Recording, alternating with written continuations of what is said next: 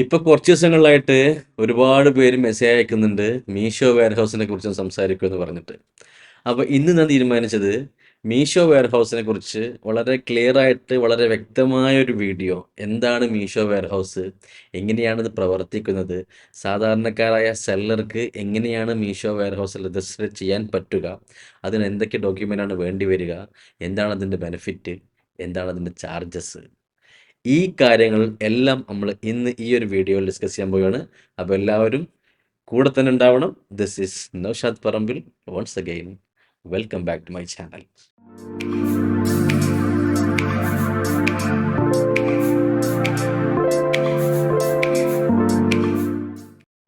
Amazon FBA അതുപോലെ ഫ്ലിപ്കാർട്ടിൻ്റെ fulfilment centres, ഇതുപോലെ മീഷോ പുതിയതായിട്ട് ഇപ്പോൾ കൊണ്ടുവന്ന സിസ്റ്റമാണ് മീഷോ വെയർഹൗസ്. അതായത് നമ്മളിപ്പോൾ ചെയ്യുന്നത് എന്താണ്? നമ്മുടെ പ്രൊഡക്റ്റുകൾ നമ്മുടെ കയ്യിൽ തന്നെ വെച്ചുകൊണ്ട് നമുക്ക് ഓർഡർ വരുമ്പോൾ, കസ്റ്റമർ നമുക്ക് ഓർഡർ തരുമ്പോൾ നമ്മൾ ആ സാധനം പാക്ക് ചെയ്തിട്ട് കസ്റ്റമർക്ക് അയച്ചു കൊടുക്കുന്നു, അല്ലേ? അതായത് കസ്റ്റമർ നമുക്ക് ഓർഡർ തരുന്നു, നമ്മുടെ സാധനം ഇപ്പോൾ എവിടെയുള്ളത്? നമ്മുടെ കയ്യിലാണുള്ളത്, നമ്മുടെ വീട്ടിലോ നമ്മുടെ ഓഫീസിലോ ഉള്ളത്. നമ്മളത് എടുത്ത് പാക്ക് ചെയ്തിട്ട് കസ്റ്റമർക്ക് അയച്ചു കൊടുക്കുന്നു. കൊറിയർ ബോയ് വന്നിട്ട് കളക്ട് ചെയ്തിട്ട് കസ്റ്റമർക്ക് കൊണ്ടുപോകുന്നു. ഈ പ്രോസസ്സ് എല്ലാം മീഷോ തന്നെ നമുക്ക് വേണ്ടി ചെയ്തു തരുന്നതായിരിക്കും. അതായത് മീഷോ ഒരുപാട് തേർഡ് പാർട്ടീസുമായി ടൈപ്പ് ഉണ്ടാക്കിയിട്ടുണ്ട്. അവർക്ക് വലിയ വലിയ വെയർഹൗസുകൾ റെൻറ്റിനെടുത്തുകൊണ്ട് മീഷോൻ്റെ സെല്ലറുടെ എല്ലാ സാധനങ്ങളും, ഇപ്പോൾ സെല്ലർ ഓക്കെ ആണ് എന്നുണ്ടെങ്കിൽ, ഇപ്പോൾ ഞാൻ ഓക്കെ ആണെന്നുണ്ടെങ്കിൽ എൻ്റെ പ്രൊഡക്റ്റ് എൻ്റെ ഓഫീസിൽ നിന്ന് അല്ലെങ്കിൽ എൻ്റെ വെയർഹൗസിൽ നിന്ന് ഡയറക്റ്റ് മീഷോൻ്റെ വെയർഹൗസിൽ സ്റ്റോർ ചെയ്യുന്നതായിരിക്കും. നമുക്ക് വരുന്ന ഓർഡറുകൾ നമുക്ക് കാണാൻ പറ്റുന്നതായിരിക്കും. ആക്സെപ്റ്റ് ചെയ്യുന്നത് മുതൽ അത് കംപ്ലീറ്റ് ഓർഡർ ഡെലിവറി ചെയ്യുന്നത് വരെ, പിക്കിങ്, പാക്കിങ്, ലേബലിങ്, എല്ലാവർക്കും നമുക്ക് പകരം മീഷോ ചെയ്ത് തരുന്നതായിരിക്കും. ഇതാണ് മീഷോ വെയർഹൗസ് സിസ്റ്റം എന്ന് പറയുന്നത്. അതായത് നമുക്കൊരു ഓർഡർ വരുന്നു, മീഷോ ആ ഓർഡർ ആക്സെപ്റ്റ് ചെയ്യുന്നു,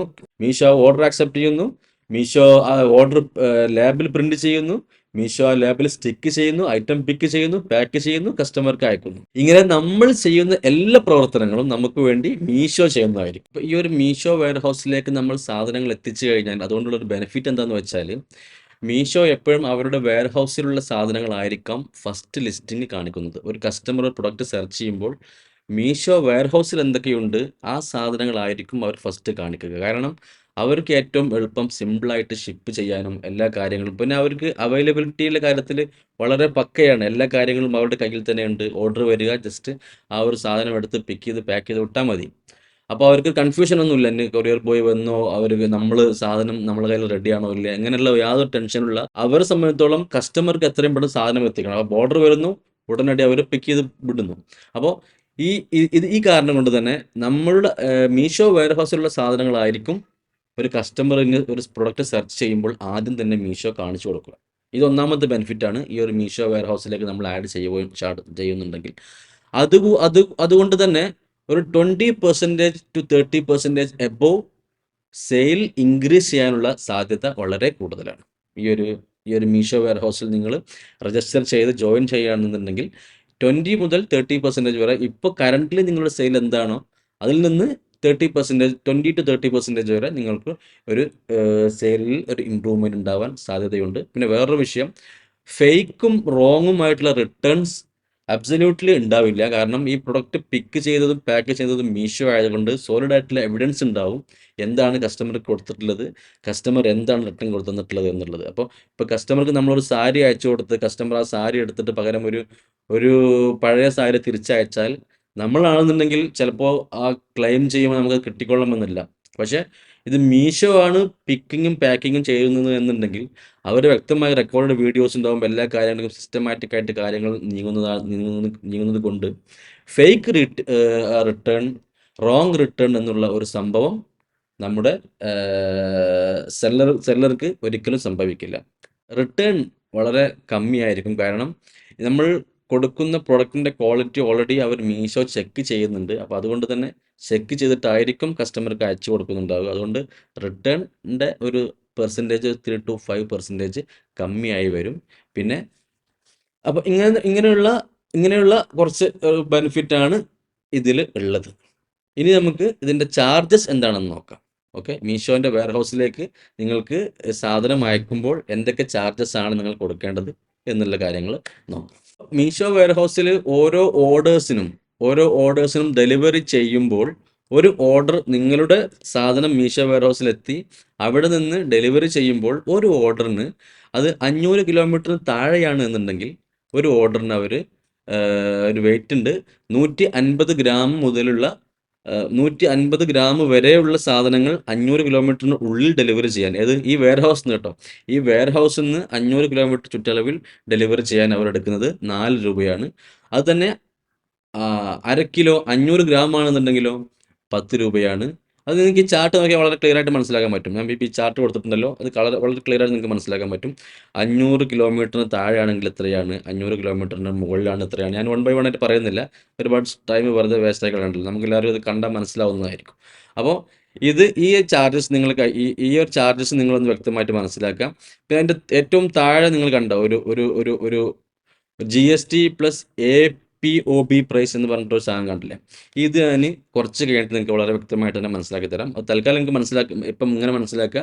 GST പ്ലസ് APOBക്ക് 5000 രൂപ ചാർജസ് ഉണ്ട്, ഓൺലി APOBക്ക് 500 രൂപ ചാർജസ് ഉണ്ട്. ഇപ്പം നമ്മൾ മീഷോ വെയർ ഹൗസ് എന്താണെന്ന് മനസ്സിലാക്കി, മീഷോ വെയർ ഹൗസിൻ്റെ ബെനിഫിറ്റ് എന്താണെന്ന് മനസ്സിലാക്കി, അതിൻ്റെ ചാർജസ് എത്രയാകുമെന്ന് മനസ്സിലാക്കി. ഇനി നമുക്ക് ലാസ്റ്റ് ആൻഡ് ഫൈനൽ എങ്ങനെയാണ് ഈ ഒരു മീഷോ വെയർ ഹൗസിൽ രജിസ്റ്റർ ചെയ്യുക എന്നുള്ളതാണ് കാണാൻ പോകുന്നത്. അത് ഞാൻ കമ്പ്യൂട്ടറിൻ്റെ സ്ക്രീനിൽ പോയിട്ട് വളരെ ക്ലിയർ ആയി തന്നെ നിങ്ങൾക്ക് മനസ്സിലാക്കി തരാം. നിങ്ങളുടെ മീഷോ സെല്ലർ പാനൽ അക്കൗണ്ടിൽ വന്നു കഴിഞ്ഞാൽ ഇപ്പോൾ ഒരു പുതിയൊരു ഓപ്ഷൻ അവിടെ അപ്ഡേറ്റ് വന്നിട്ടുണ്ട്, വെയർ ഹൗസ് എന്ന് പറഞ്ഞിട്ട് പേയ്മെൻറ്റിൻ്റെ താഴെയായിട്ട് കണ്ടില്ല നിങ്ങൾ. അപ്പോൾ ഈ ഒരു ബട്ടണിൽ ക്ലിക്ക് ചെയ്ത് കഴിഞ്ഞാൽ നിങ്ങൾ ഇങ്ങനെയുള്ള ഒരു പേജിലേക്കാണ് എത്തുക. ഇവിടെ വന്നിട്ട് join Meesho warehouse in 4 easy step എന്ന് പറഞ്ഞ് കൊടുത്തിട്ടുണ്ട്. അപ്പോൾ നമ്മൾ ജസ്റ്റ് ഒന്ന് ജോയിൻ ചെയ്ത് നോക്കാം. ജസ്റ്റ് നിങ്ങൾക്കൊന്ന് മനസ്സിലാകാൻ വേണ്ടി ഞാൻ ജോയിൻ ചെയ്യുന്നില്ല, പക്ഷെ നിങ്ങൾക്കൊന്ന് മനസ്സിലാക്കാൻ വേണ്ടിയിട്ട് ഞാനൊന്ന് കാണിച്ചു തരാം. ഓക്കെ, അത് നമ്മൾ ജോയിൻ ആസ് ബട്ടൺ നോക്കി കഴിഞ്ഞാൽ നമുക്കൊരു ഇതേപോലത്തെ ഒരു ഗൂഗിൾ ഷീറ്റാണ് വരിക, ഒരു ഗൂഗിൾ ഫോമാണ് വരിക. അവിടെ നമ്മൾ നമ്മുടെ കാര്യങ്ങൾ കറക്റ്റായിട്ട് എൻ്റർ ചെയ്ത് കൊടുക്കുക. ഈ ഒരു ഇമെയിൽ ID ഓക്കെ ആണ് ഇത് കൊടുക്കുക. പിന്നെ ഒരു സപ്ലയർ ID ഉണ്ടാവും നമുക്ക്. ആ സപ്ലയർ ID നിങ്ങൾക്ക് മീഷോയിൽ ഒരു ടിക്കറ്റ് റേസ് ചെയ്താൽ കിട്ടുന്നതായിരിക്കും. അതേഴ്സിൽ പോയിട്ട് ഒരു ടിക്കറ്റ് റേസ് ചെയ്താൽ നിങ്ങൾക്ക് സപ്ലയർ ID കിട്ടും. അത് എൻ്റർ ചെയ്ത് കൊടുക്കുക. പിന്നെ നിങ്ങളുടെ മൊബൈൽ നമ്പർ എത്ര വെച്ചാൽ അത് അടിച്ചു കൊടുക്കുക. അതിനോട് എൻ്റെ മൊബൈൽ നമ്പർ കൊടുക്കുന്നുണ്ട്. പിന്നെ നിങ്ങൾ ഇമെയിൽ ID ഏതാണ് എന്നുള്ളത് വെച്ചാൽ അതേപോലെ നിങ്ങൾ കൊടുക്കുക. ഓക്കെ, അത് കൊടുക്കുക. പിന്നെ അതേപോലെ തന്നെ GST നമ്പർ നിങ്ങൾ please provide the GST number that supplier used for registration on Meesho register ചെയ്ത അതേ GST നമ്പർ നിങ്ങൾ ഇവിടെ അടിച്ചു കൊടുക്കുക. ഓക്കെ, പിന്നെ ഇപ്പോൾ ഉള്ള ഒരു ഇതെന്ന് പറഞ്ഞാൽ kindly select the preferred location you want to enrol for. അതായത് ഇപ്പോൾ മീഷോ വെയർ ഹൗസ് അവൈലബിൾ ആയിട്ടുള്ളത് ബാംഗ്ലൂർ, ഗുരുഗോൺ, കൊൽക്കട്ട, ഈ 3 വെയർ ഹൗസുകളിലാണ്.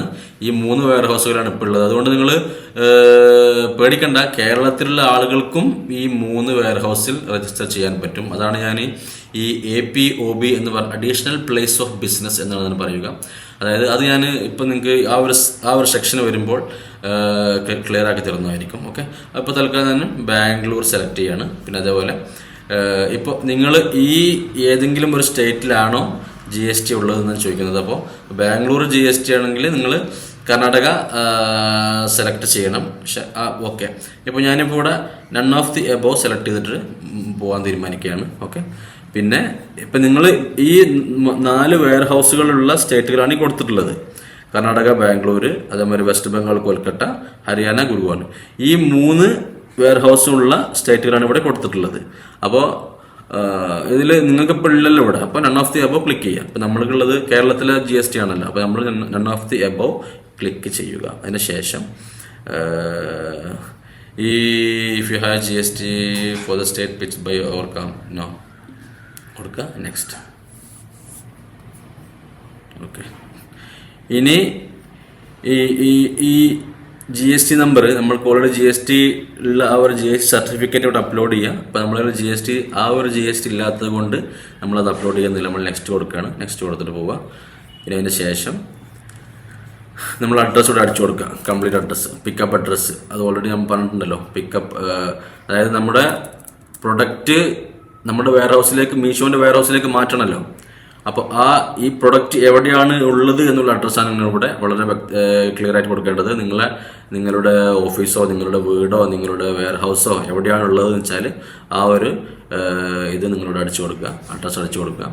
പിന്നെ പിൻകോഡ് കൊടുക്കുക, ഏത് ലൊക്കേഷനിലാണ് നിങ്ങളുള്ളതെന്ന് വെച്ചാൽ ആ ഒരു പിൻകോഡ് കൊടുക്കുക.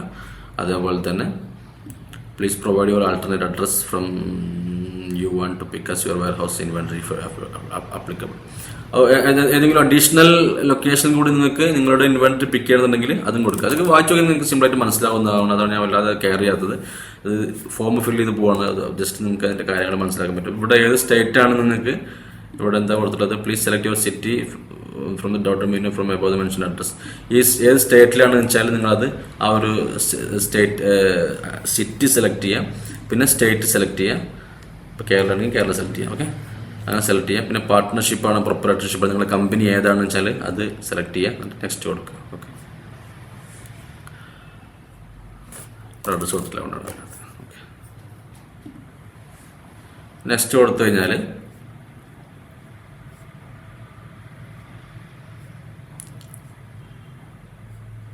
നമ്മുടെ ബിസിനസ്സിൻ്റെ പ്രൂഫൊക്കെ കൊടുക്കുക. അതായത് attested copy of pan card കൊടുക്കുക.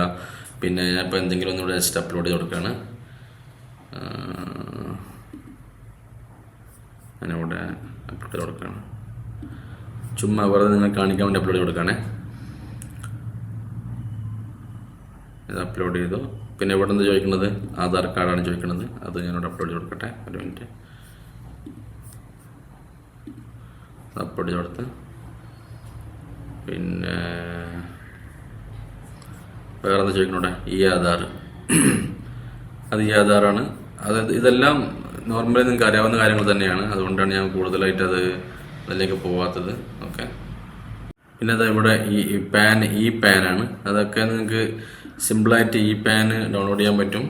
ഒക്കെ നെറ്റിൽ പോയി നോക്കി കഴിഞ്ഞാൽ നിങ്ങൾക്ക് അയച്ചു കൊടുക്കാൻ പറ്റും. അത് അതേപോലെ തന്നെ കൊടുക്കുക. പിന്നെ ഇവിടെ please upload self attested copy of your cancelled check. അപ്പോൾ നിങ്ങളുടെ ചെക്ക്, ഒരു ബാങ്ക് ചെക്കിൻ്റെ ക്യാൻസൽ ചെയ്തിട്ടുള്ള ഒരു അറ്റസ്റ്റഡ് കോപ്പി അതും വെച്ച് കൊടുക്കുക. ഓക്കെ, അത് അപ്ലോഡ് ചെയ്ത് കൊടുക്കുക. പിന്നെ അതിന് ശേഷം പാസ്പോർട്ട് സൈസ് ഫോട്ടോസ് അതും കൊടുക്കുക. നിങ്ങളുടെ പാസ്പോർട്ട് സൈസ് ഫോട്ടോ അത് കൊടുക്കുക. ഓക്കെ, പിന്നെ വന്നിട്ട് original GST copy where operating your primary Meesho account. അത് നിങ്ങളുടെ GST സർട്ടിഫിക്കറ്റ്, നിങ്ങളിപ്പോൾ ഉള്ള GST സർട്ടിഫിക്കറ്റ് അത് കൊടുക്കുക. ഓക്കെ, അപ്പോൾ GST ഉള്ള ആൾക്കാർക്കാണ് ഇത് ചെയ്യാൻ പറ്റുള്ളൂ, നിങ്ങൾക്ക് മനസ്സിലാവുന്നുണ്ടല്ലോ. GST അതും കൊടുക്കുക. അല്ലാതെ കൊടുത്തു കഴിഞ്ഞാലോ പിന്നെ please upload Meesho sale invoice for any order. ഏതെങ്കിലും ഒരു ഓർഡറിൻ്റെ ഒരു ഇൻവോയ്സും നിങ്ങൾ അപ്ലോഡ് ചെയ്ത് കൊടുക്കുക. അപ്പോൾ നിങ്ങൾക്ക് ഓർഡർ കിട്ടിയിട്ടുണ്ടാവില്ല, ഒരുപാട് ഓർഡർ കിട്ടിയിട്ടുണ്ടാവുമല്ലോ. അപ്പോൾ അതിൻ്റെ ഏതെങ്കിലും ഒരു ഓർഡറിൻ്റെ ഒരു സെയിൽ ഇൻവോയ്സ് നിങ്ങൾ അറ്റാച്ച് കൊടുക്കുക. ഓക്കെ, നെക്സ്റ്റ് കൊടുക്കുക. അപ്പോൾ അതിന് ഒരുപാട് കണ്ടീഷൻസ് ഉണ്ട്. അതൊക്കെ ഈ terms and conditions, warehouse as a service, was എന്ന് പറഞ്ഞാൽ warehouse as a service, terms and conditions. ഇതിവിടെ നിങ്ങൾ വളരെ ക്ലിയർ ആയിട്ടെല്ലാം വായിച്ച് മനസ്സിലാക്കുക. അതിനകത്ത് കണ്ടോ, Meesho has tied up with third party warehouse service provide warehouse service to supply. ഞാൻ തുടക്കത്തിലേ പറഞ്ഞിട്ടുണ്ടായിരുന്നു, ആ കാര്യമാണ് ഇവിടെ പറഞ്ഞിട്ടുള്ളത്. പിന്നെ എല്ലാ പ്രൊഡക്റ്റുകളും അവർ ഹാൻഡിൽ ചെയ്യും. ഈ കാര്യങ്ങളൊക്കെ ഒന്ന് വായിച്ച് മനസ്സിലാക്കി നോക്കിയിട്ട് ഓക്കെ കൊടുക്കുക കേട്ടോ. ഓക്കെ, സബ്മിറ്റ് കൊടുക്കുക. ഈ സബ്മിറ്റ് കൊടുത്തു കഴിഞ്ഞാൽ അവർ ഒരു 2 ഡേയ്സിനുള്ളിൽ നിങ്ങളെ കോൺടാക്ട് ചെയ്യുന്നതായിരിക്കും. മീഷോ ടീം നിങ്ങളെ കോൺടാക്ട് ചെയ്യുന്നതായിരിക്കും. ഓക്കെ, അപ്പോൾ ഇത്രയും കാര്യങ്ങളാണ് ഫോം ഫില്ലിനെ കുറിച്ചിട്ട്. വളരെ സിമ്പിളായ കാര്യങ്ങളാണ്. ജസ്റ്റ് വായിച്ച് നോക്കുക, അത് അതുപോലെ അപ്ലോഡ് ചെയ്യുക, അല്ലെങ്കിൽ എൻ്റർ ചെയ്യുക, ആ കാര്യങ്ങൾ അവിടെ കംപ്ലീറ്റ് ചെയ്യുക. ഇനി ഇപ്പോൾ അവർ വിളിക്കും, മീഷോ ടീം നിങ്ങളെ വിളിക്കുമ്പോൾ അവർ ചോദിക്കുന്ന ഒരു കാര്യം, നിങ്ങൾക്ക് ബാംഗ്ലൂർ ബേസ്ഡ് ആയിട്ടുള്ള വെയർ ഹൗസിൽ ബിസിനസ് ചെയ്യണമെന്നുണ്ടെങ്കിൽ കർണാടക സർക്കാരിൻ്റെ GST വേണ്ടി വരും. അപ്പോൾ ആ ഒരു GST എടുക്കണം. അതുപോലെ തന്നെ ഈ ബാംഗ്ലൂർ എന്നുള്ള ഈ വെയർ ഹൗസിൻ്റെ സർവീസ് അഡ്രസ്സ് ഈ GSTയിൽ ആഡ് ചെയ്യുകയും വേണം. അതാണ് ഈ APOB എന്ന് പറയുന്നത്, അഡീഷണൽ പ്ലേസ് ഓഫ് ബിസിനസ്. അതായത് നമ്മുടെ GSTയിലുള്ള അഡ്രസ്സിലല്ലാതെ വേറെ ഒരു അഡ്രസ്സ് നമ്മൾ ബിസിനസ്സിന് യൂസ് ചെയ്യുമ്പോൾ അത് മസ്റ്റായിട്ട് നമ്മൾ GST പോർട്ടലിൽ കാണിച്ചിട്ടുണ്ടാവണം. അതുകൊണ്ടാണ് ഈ APOB registration plus GST registration എന്ന് പറഞ്ഞിട്ട് ഒരു 5000 രൂപ അവിടെ ചാർജ് കൊടുത്തിട്ടുള്ളത്. അത് റീസണബിളി ഓക്കെ ആണ്. ഇനിയിപ്പോൾ നിങ്ങളെ കെയർ ഓഫിൽ ആരെങ്കിലും CA ഉണ്ടെന്നുണ്ടെങ്കിൽ നിങ്ങൾക്ക് അവരെ കൊണ്ട് ചെയ്യിപ്പിക്കാവുന്നതാണ്. പക്ഷെ ഞാൻ പ്രിഫർ ചെയ്യുന്നത് നിങ്ങൾ മീഷോ ടീമുമായിട്ട് വർക്ക് ചെയ്യുന്നതായിരിക്കും നല്ലത്. കാരണം അവർക്ക് ഓൾറെഡി ഇതിനെക്കുറിച്ച് അറിയാവുന്നത് കൊണ്ട് കൂടുതൽ എക്സ്പ്ലെയിൻ ചെയ്യേണ്ട കാര്യങ്ങൾ ഉണ്ടാവുകയില്ല. അപ്പോൾ ഈ ഒരു APOB അതേപോലെ GST രജിസ്ട്രേഷൻ നിങ്ങൾ കംപ്ലീറ്റ് ആക്കുക. എന്നിട്ട് നിങ്ങൾ മീഷോ വെയർഹൗസിലേക്ക് എൻ്റർ ആവുക. നിങ്ങളുടെ ബിസിനസ്സിന് വളരെ അടുത്ത നെക്സ്റ്റ് ലെവലിലേക്ക് കൊണ്ടുപോകുക. നമ്മളിപ്പോൾ ഇതുവരെ മീഷോയിൽ ഒരു കാര്യം മനസ്സിലാക്കാത്ത ആളുകളായിരുന്നു. നമ്മളെല്ലാ കാര്യങ്ങളും പഠിച്ചു. ഇപ്പോൾ നെക്സ്റ്റ് ലെവലിലേക്ക് നമ്മൾ മീഷോ വെയർഹൗസിലേക്ക് എൻ്ററാൻ ശ്രമിക്കുക. ഓർഡറുകൾ ഒരുപാട് വരട്ടെ. എല്ലാവർക്കും നല്ലൊരു ബിസിനസ് ഉണ്ടാവട്ടെ എന്ന് പ്രത്യേകം ആശംസിച്ചുകൊണ്ട് ഇന്നത്തെ എപ്പിസോഡ് വൈൻഡപ്പ് ചെയ്യുന്നു. Thank you for watching and have A nice day.